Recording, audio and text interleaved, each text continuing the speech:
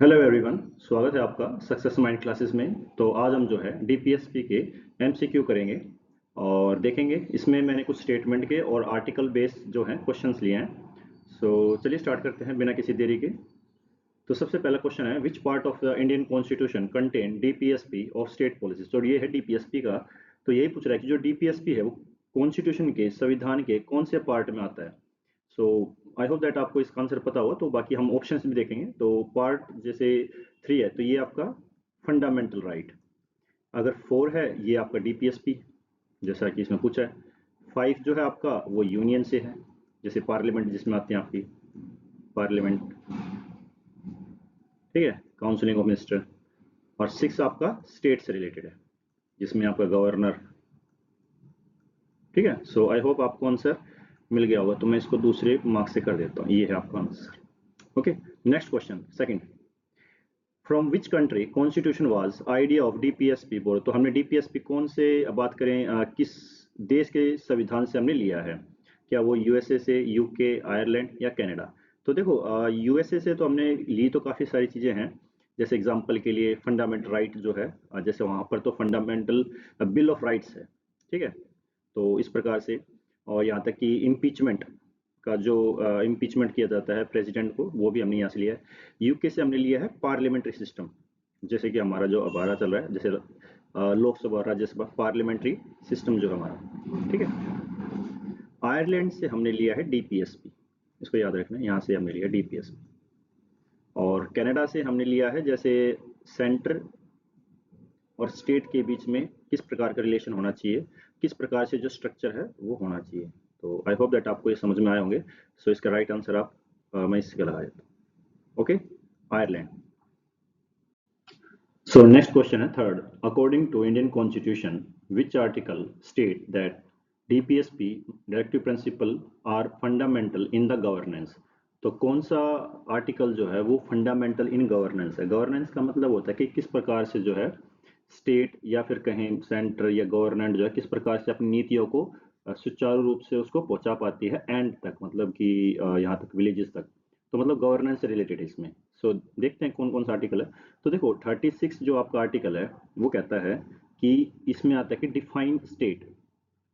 Define state, अब state क्या है इसमें, आपने अगर देखा होगा तो फंडामेंटल राइट में आर्टिकल आर्टिकल जो है आपका 13, नहीं सॉरी 12, उसमें स्टेट लिखा है। तो वो स्टेट क्या है उसमें, आपकी गवर्नमेंट भी हो सकती है, आपकी स्टेट गवर्नमेंट हो सकती है, पार्लियामेंट, मतलब इन द सेंस जो कोर्ट है वो स्टेट मानेगा जिसने कानून बनाया है। ओके, मतलब उसको एज ए एंटिटी उसको कंसिडर करेगा, तो उसे स्टेट ही कहा जाता है। ठीक है, तो आर्टिकल 36, जो आर्टिकल 36 है वो स्टेट कंसिडर करता है डीपीएसपी में। डीपीएसपी में, ठीक है, इसको याद रखना। अब 37 क्या कहता है कि जो डीपीएसपी है, ठीक है, डीपीएसपी जो है वो फंडामेंटल है। फंडामेंटल किस चीज के लिए है, फंडामेंटल स्टेट के लिए, कि भाई जब भी स्टेट कोई कानून बनाए तो इन डीपीएसपी को देखे। ठीक है, ये याद रखना, इसमें ये फंडामेंटल है स्टेट के लिए।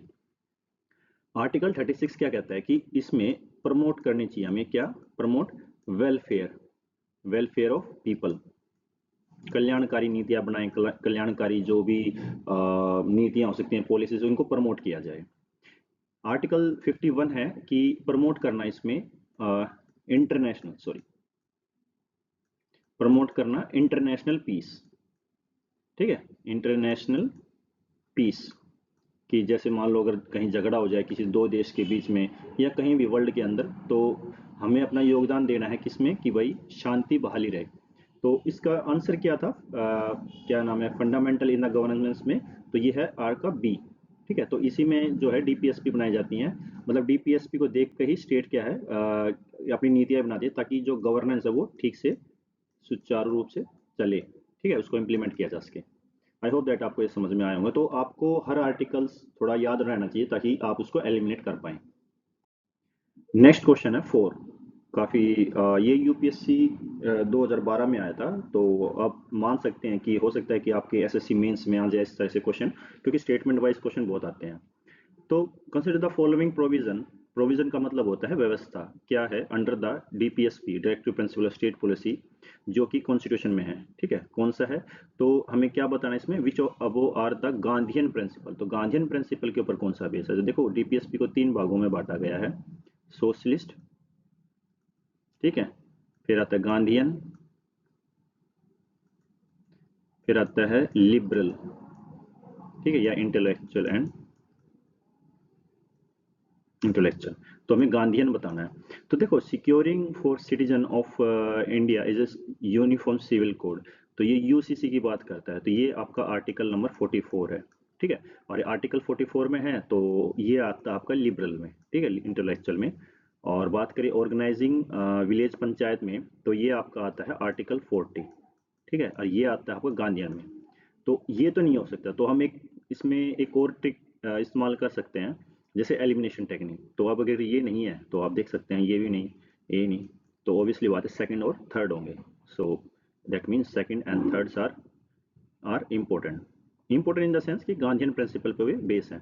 तो सिक्योरिंग ऑल द, तो ये जो आर्टिकल भी पता होना चाहिए कौन सा है, promoting the cottage industries in the rural rural area. So इसका जो अगर आप देखें तो ये आर्टिकल 43 में आता है, ठीक है, और securing all the worker reasonable leisure and the cultural opportunities. So ये कल्चरल जो अपॉर्चुनिटीज होती हैं ये आपका आता है, ये भी आपका आर्टिकल 43 में आता है, ठीक है, लेकिन ये जो आता है ये आता है सोशलिस्ट में, ठीक है, याद रखना ये सोशलिस्ट में आता है, और ये आता है आपका गांधीयन में।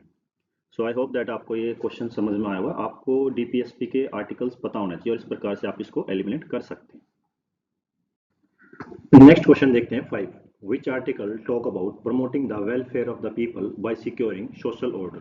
तो कौन सा आर्टिकल जो है इसमें सोशल ऑर्डर को प्रमोट करता है, तो देखते हैं इसमें, तो आर्टिकल नंबर आर्टिकल नंबर 41 से देखते हैं, ठीक है। तो 41 क्या कहता है कि ये है आपका right to work, right to work या एजुकेशन, ठीक है, एजुकेशन या फिर पब्लिक पब्लिक असिस्टेंस, मतलब डीपीएसपी में कि भाई एक तो काम करने का अधिकार, फिर एजुकेशन का, और पब्लिक असिस्टेंस जैसे हेल्थ, ठीक है, हेल्थ। सो अब आर्टिकल 40 हमने पीछे देखा था, ये आपका विलेज पंचायत से है, विलेज पंचायत, ठीक है। और जो 39 है इसमें आपका देखो इसमें कई सारे हैं, ये जो आर्टिकल है ये 42nd कॉन्स्टिट्यूशनल अमेंडमेंट एक्ट 1976 में जोड़ा गया था, ये याद रखना है इसमें। और इसमें कई सारे थे, जैसे अगर बात करूं तो जैसे equal pay for equal pay for equal work, ठीक है, जैसे मैन और वुमेन को, ओके, समझे इसमें। और ये है 38 जिसमें मैंने अभी थोड़ी देर पहले बताया था, इसमें प्रमोट करना क्या, वेलफेयर ऑफ सोशल ऑर्डर, यही इसका था, promote the welfare of the people by securing social order. तो आंसर इज ए। नेक्स्ट है directive principle of states. So ये क्या है, देखो यह जस्टिफाइबल है, लीगली इनफोर्सेबल है, नॉन जस्टिफाइबल या मैंडेटरी है। देखो जो डीपीएसपी है आपका, वो अगर मैं सिंपली भाषा में बताऊं, तो इसे बताने से पहले मैं आपको एक चीज बताता हूँ। देखो इनका मीनिंग भी बताऊंगा मैं आपको। जैसे फंडामेंटल राइट हमने पढ़ा था पिछले उसमें, तो अगर आपने नहीं पढ़ा तो आप मेरी जो है प्ले लिस्ट में जाके देख सकते हैं फंडामेंटल राइट्स के बारे में। और इसमें ये जो फंडामेंटल राइट्स है ये जस्टिफाइबल होते हैं। क्या होते हैं ये, जस्टिफाइबल। जस्टिफाइबल का मतलब होता है कि जैसे मान लो अगर इनका वायलेशन होता है, ठीक है, अगर वायलेशन होता है तो आप डायरेक्टली जो है सुप्रीम कोर्ट या हाई कोर्ट जा सकते हैं, और वो भी आर्टिकल, सुप्रीम कोर्ट जाना है तो आर्टिकल 32, और हाई कोर्ट जाना है तो 226, ठीक है। तो इसमें आपके फंडामेंटल राइट्स का जो है हनन होता है, तो आप सुप्रीम कोर्ट जा सकते हैं और हाई कोर्ट जा सकते हैं, तो यही जस्टिफाइबल होता है। तो कोर्ट क्या करती है, उसको इन्फोर्स करती है, ठीक है, क्योंकि ये फंडामेंटल है और जस्टिफाइबल है। अब यही मीनिंग था, क्या ये जस्टिफाइबल है, ओके, सो जस्टिफाइबल नहीं है, मैं आपको पहले बता दूं, ये नॉन जस्टिफाइबल है। ये क्या है, ये नॉन जस्टिफाइबल, मतलब कि अगर इनका हनन भी होता है या वायलेशन होता है, तो अगर आप कोर्ट में जाते भी हो तो इनको इन्फोर्स नहीं किया जा सकता कोर्ट के द्वारा। लीगली इन्फोर्सेबल है नहीं, वही बात आती है, तो ये नॉन जस्टिफाइबल, इसको याद रखना। मैंडेटरी तो बिल्कुल भी नहीं है, ये तो सरकार के ऊपर होता है कि उनको मतलब अपने हिसाब से तो पॉलिसी बनाती है, लेकिन इनको एक गाइडलाइंस दी गई है कि भाई अगर आप पॉलिसीज बनाते हो तो इनको जरूर देख के आप बनाओ, ठीक है। आई होप दैट आपको ये समझ में आया होगा, काफी इंपॉर्टेंट भी है और हर एक का मीनिंग आपको पता होना चाहिए। Next question 7, which directive principle direct मतलब DPSP direct the state to provide free legal aid to the poor। so काफी इंपॉर्टेंट है। देखो कौन सा डायरेक्टिव प्रिंसिपल जो है वो निर्देश देता है स्टेट को कि वो जो लीगल एड होती है वो गरीबों को दे। ठीक है, समझ लीगल एड का मतलब जैसे अगर कोर्ट में अगर वकील चाहिए तो वो स्टेट मुहैया करवाए। ठीक है, आप समझ गए होंगे, तो ये इसका छोटा सा मीनिंग है। तो एक और मैं इसके बारे में थोड़ा एक्स्ट्रा बताता हूँ। देखो 39 और 39A ये 42nd कॉन्स्टिट्यूशन अमेंडमेंट एक्ट 1976 में इसमें ऐड किया गया था, तो इसको याद रखना, ये बार बार मैं इसको बता रहा हूँ। और इसका अगर हम आंसर देखें, आंसर से बताने से पहले अब मैं कुछ और इसको थोड़ा सा जो ये ऑप्शन है इसके बारे में और चर्चा करूंगा। देखो 44 जो है वो आपका यूसीसी है, यूनिफॉर्म सिविल कोड। सो आपको पता होगा, ये बार बार जो है आपका न्यूज में रहता है कि भाई यूनिफॉर्म सिविल कोड जो है उसको इम्प्लीमेंट किया। यूनिफॉर्म सिविल कोड होता क्या कि मतलब चाहे कोई सा भी धर्म उनके लिए सबके लिए जो लॉ है, जो कानून होगा, जो वो सब बराबर होंगे। ठीक है, ना कि जैसे आप देखते होंगे शरिया कानून या फिर मतलब डाइवोर्स से रिलेटेड कि हिंदू के अलग हैं, मुसलमान के अलग हैं, तो इनको एक जैसा ही बना दिया जाएगा कि भाई कोई भी अगर कुछ भी घटना होती है तो वो कानून सबके लिए बराबर होगा, उनको एक जैसा ट्रीट किया जाएगा। ठीक है, तो इस प्रकार से तो आर्टिकल 42 जो है वो अभी मैंने आपको पीछे बताया था कि ये है आपका जस्ट ह्यूमन।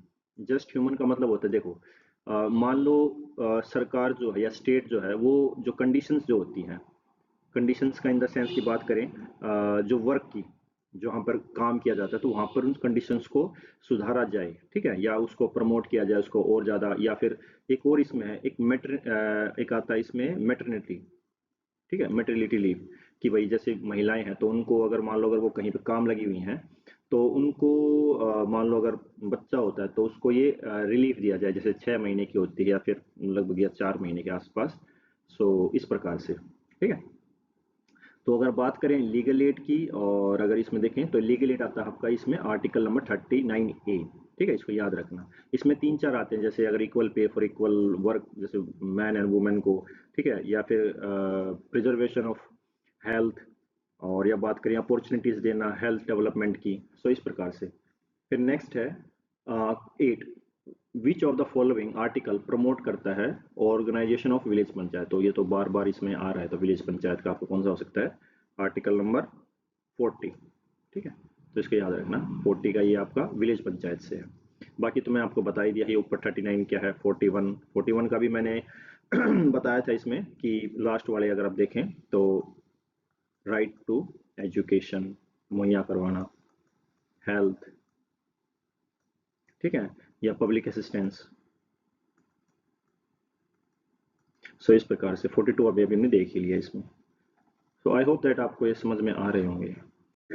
Next question 9। सो 9 क्वेश्चन क्या कहता है कि which amendment added DPSP related to environmental protection. तो अब मैं ज़्यादा इसको लंबा नहीं करूंगा, मैं आपको सिर्फ इसमें आंसर और थोड़ा थोड़ा बताऊंगा। ठीक है, तो इन्वायरमेंट से रिलेटेड कौन सा अमेंडमेंट ऐड किया गया था इसमें, तो किस अमेंडमेंट के तहत तो बात करें इसमें, तो इसका 42nd अमेंडमेंट जो आपका 1976 में हुआ था, इसमें 39, 39A, ठीक है, 43A, 48, तो इसमें ये आपके ऐड किए गए। तो 48 जो है आपका वो इन्वायरमेंट से रिलेटेड है। ओके, और 86 आपका जो है बात करें एजुकेशन। ठीक है, और ये आपका कोऑपरेटिव सोसाइटी से था। Okay, so next what does 44, तो मैंने पीछे भी बताया आपको 44 किससे है आपका यूनिफॉर्म सिविल कोड यूसीसी से। Next question, what is the significance of Minerva Mill case. सो काफी इंपॉर्टेंट है, इसको ये ध्यान रखना है, ये केस जो है कब आया था, तो 1980 में आया था। ठीक है, और क्यों इंपॉर्टेंट है, क्योंकि इसमें एक जजमेंट दी गई थी कि जो फंडामेंटल राइट्स और डीपीएसपी हैं वो एक बेड रॉक है। ठीक है, बेड रॉक है किसके, कॉन्स्टिट्यूशन के। सो काफी इंपॉर्टेंट था ये। ठीक है, इसको याद रखना, ये it emphasise on the balancing between the fundamental rights and DPSP. और इसके अलावा इसमें बात थी जो 42nd कॉन्स्टिट्यूशनल अमेंडमेंट था उसको इनवैलिड कर दिया गया था। ठीक है, ये याद रखना। नेक्स्ट, ये तो नहीं था बिल्कुल भी principle. So which article deal with the securing right to work education and public assistance. तो हम बार बार पढ़ रहे हैं अभी और मैं इसको बार बार जो लिख रहा हूँ, सो इसमें सिर्फ मैं आपको आंसर ही बताऊँ। ठीक है, आर्टिकल ये 41 से है जो कि आपको पता है, और बाकी भी मैंने इसको डिस्कस कर लिया है। Next question. The directive principles to provide just and human condition for work is found, तो कौन सा ये स्टेटमेंट जो है किस आर्टिकल से रिलेटेड है? सो ये आपका है 42। सो इसको याद रखना, क्योंकि बाकी मैंने भी इसको अभी करवा दिया है आपको पीछे इन आर्टिकल्स के बारे में। Which article speak about participation of the worker in management industries? So ये किस में है आपका? ये है आपका 43A में, और यही आपका 42nd कॉन्स्टिट्यूशनल अमेंडमेंट एक्ट 1976 में इसी को ऐड किया गया था। इसको याद रखना, ठीक है, इसको ऐड भी इसमें ही किया गया था। Next question, which article mention early childhood care and education for children below 6 years? So इसको DPSPS में ऐड किया गया। देखो इसे बताने से पहले मैं छोटा सा बताता हूँ। देखो जो 86 कॉन्स्टिट्यूशनल अमेंडमेंट एक्ट हुआ था 2002 में, उसमें DPSP में भी इस आर्टिकल को ऐड किया गया था, फंडामेंटल में भी ऐड किया गया था और फंडामेंटल ड्यूटीज में भी। सो इसको याद रखना, राइट टू एजुकेशन था, राइट टू एजुकेशन का अधिकार इसमें मिला था, ठीक है, एजुकेशन। सो इसको अच्छे, ठीक है। सो इसका आंसर है आर्टिकल 45 में, इसको याद रखना, ठीक है। और बात करें which directive principle prohibit the slaughter of cow? So गाय को और जो उसके बच्चे होते हैं उसको मारने, जो आप स्लॉटर तो समझते होंगे, बिल्कुल मनाही है। तो कौन सा इसमें? आर्टिकल नंबर 48, ठीक है। ये गांधीयन प्रिंसिपल पे है, इसको याद रखना, गांधीयन प्रिंसिपल पे, ठीक है। 17 क्वेश्चन और देखते हैं इसको। Which article direct the state to promote international peace and security? तो अभी तक हमने बहुत सारे आर्टिकल्स देखे जिसमें आर्टिकल इससे भी रिलेटेड था, और आई होप दैट आपको इसका आंसर पता होगा। फिर भी इसका आंसर बताने से पहले हम एक बार फिर से इन आर्टिकल्स को दोबारा देख लेते हैं। तो आर्टिकल नंबर 49 जो है ये प्रमोट करता है, इसमें है प्रमोट करना जो आपके मोन्यूमेंट्स होते हैं। मोन्यूमेंट्स मतलब आपकी जो धरोहर हैं, ठीक है, उनको प्रोटेक्ट करना, या आपके जो हिस्टोरिकल, ठीक है, जो हिस्टोरिक इंटरेस्ट होते हैं। और जो 50 अगर बात करें तो इसमें आता है separation of judiciary from executive से, ठीक है, इसको याद रखना, एग्जीक्यूटिव से। और 50 का भी हमने काफी बार इसको देखा कि इसमें प्रमोट करना किसको? International peace, okay, international peace को, या फिर अब बात करें मेंटेन करना गुड रिलेशन दूसरी कंट्रीज के साथ। और जो ये 52 है ये आपका है प्रेसिडेंट से, ये इसका नहीं है, ठीक है, ये प्रेसिडेंट का है 52। सो आपका प्रमोट क्या था इसमें? इंटरनेशनल, तो ये आपका आंसर ये होगा सी। नेक्स्ट और लास्ट क्वेश्चन जो इसका है, what is the nature of directive principle under the? So DPSP में अगर बात करें आर्टिकल 37 का क्या नेचर है, तो हमने पहले देखा था इसको, तो क्या नेचर है इसका? Fundamental in the governance. तो इसका आंसर ये है, बाकी लीगली बाइंडिंग भी नहीं हो सकता, जुडिशरी था। Okay, so I hope that आपको ये जो सेशन अच्छा लगा होगा, और ऐसे ही क्वेश्चन आते हैं। अगर डीपीएसपी आपको करना है तो आर्टिकल्स पे ही क्वेश्चन आएंगे, आपको स्टेटमेंट दे दी जाएगी, आर्टिकल्स पूछ लेंगे, या आर्टिकल दे के आपको स्टेटमेंट जैसे दे दी जाती है क्वेश्चन में। तो इस प्रकार से क्वेश्चन कैसे भी आ सकता है घुमा फिरा के, तो आपको इसके बारे में पता होना चाहिए।